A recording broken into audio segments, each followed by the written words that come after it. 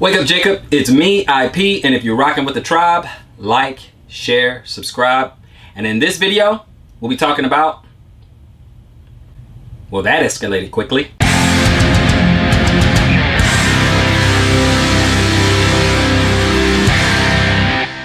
Okay, sisters, put the tomato down. Put the tomato down. Now, you're probably thinking, this ashy nugget is condemning me. Relax, breathe, meditate. Find your happy pace. Find that inner peace. It's gonna be okay. Okay, please remember, this whole topic of concubine is very, very touchy. It's very, very volatile. It's a polarizing subject in the Hebrew community. But understand what I'm saying. First and foremost, one 15-minute video is not really going to do justice to a whole history of what concubine is throughout various societies and time periods. So just relax. So what I'll be using is simply a modern definition, a modern way of looking at concubines, like what it would look like today, what makes a concubine, and so on and so forth. Understand this, sisters. Promotion comes from above. This is one of the things that I said in my last video. Promotion comes from above, meaning the Most High will put it on a man's heart when a particular woman, who in this instance may be a concubine, but doing everything in her power to assimilate and to please her husband, she is being, or could be, promoted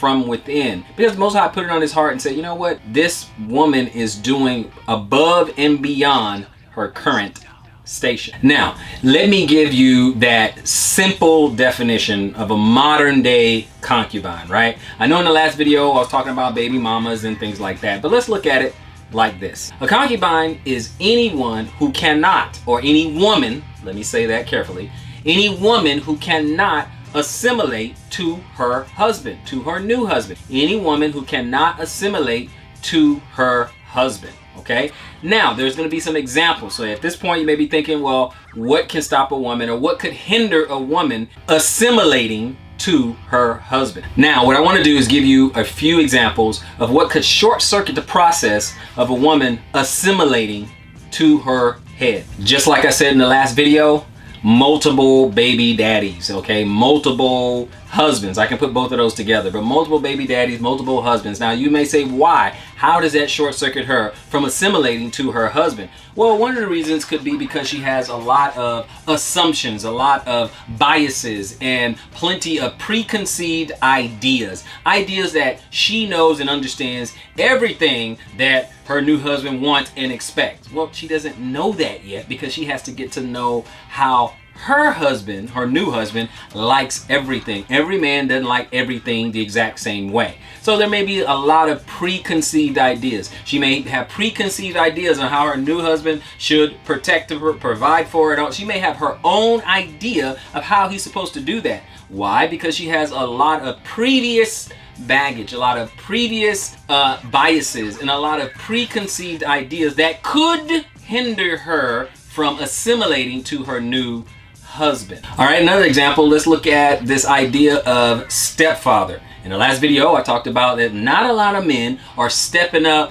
and standing in line waiting to be someone's stepfather, just waiting to go ahead and just take on the responsibility of another man's son. And you can't fault him for that. So the manipulation of, well, any real man could step up and just take care of another man's child, that's not gonna work, okay? If a man so inclined, if he just wants to do that, then hey, more power to him, Yah bless him, but you cannot get mad at the guy who doesn't want to do that. I've had that in my family, okay? I've been I'm a stepfather, and I had people in my family, you know, men stepped up and they just started taking care of kids just like they were their own.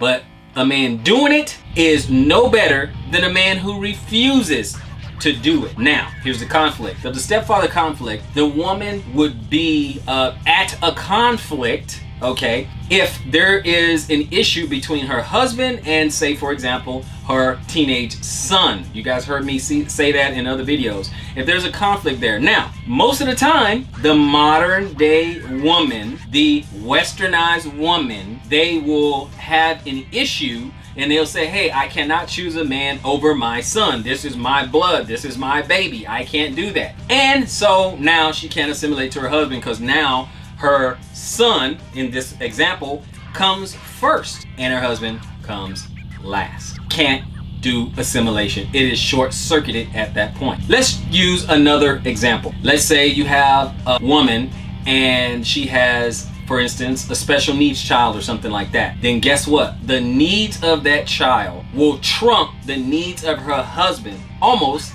every time. And she's gonna choose her special needs child over the husband. Again, these are not condemnations, so relax. Put the tomatoes down. Relax. I'm not trying to be a butter muffin. I'm just putting something on the table for all of you guys to think about. Let's look at another example. Let's say a man is taking a wife, and at this particular time, the woman has very sick parents, right? And don't want to leave their side. They're on their deathbed, so to speak, right? So during this time, she's gonna have a hard time assimilating to her husband because her mind, emotions, and everything is towards her parents. It could be a mother, father, whatever. It's towards them, okay? So, concubine. Now, that doesn't mean that the guy can't marry her and all that. He can, but she's at concubine status because she cannot fully assimilate to her husband, at least at that time. And when everything's all said and done, hey, that can change.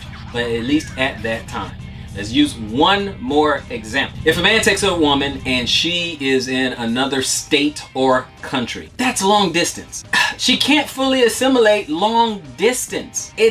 She's not there to take care of the day-to-day needs. She's not there for him to provide for her day-to-day and cover her day-to-day and protect her day-to-day. They're just not in the same place. So assimilation is going to be really, really tough, despite all the Hollywood romance and relationships that we see on television. But wait, there's hope. Listen, ladies, I'm not saying this is going to be your station in life and this is how it is forever and ever and here on out. No. If a woman can get past all these obstacles, promotion can come. You have to talk to that man. You have to talk to the individual man you are thinking of marrying and ask him the question. He'll let you know. Okay, so no one is running down the street, blowing a trumpet and tagging all the women. You're a concubine. Excuse me, ma'am, you over there. You're a concubine. Hey, I see you over there, concubine. I think I recognize you. You're a concubine. My concubine. This is not happening, people, okay? Relax. We get hung up and emotional over titles. It's okay. It's gonna be okay, all right?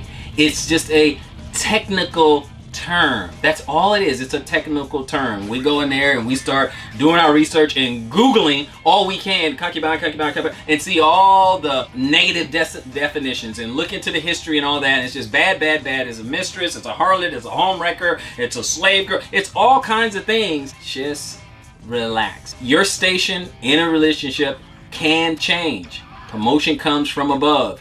You don't operate at the level you're on. Operate at the level you want to get to. So anyway, those are my thoughts. I know I'm gonna get pelted with tomatoes, but hey, you know, I gotta call it down the middle. You have my thoughts. Let me get yours. Put them in the comment section down below. Like, share, subscribe, and don't forget to smash that notification bell because I don't want you to miss any of the content. So until next time, Israelite Prepper.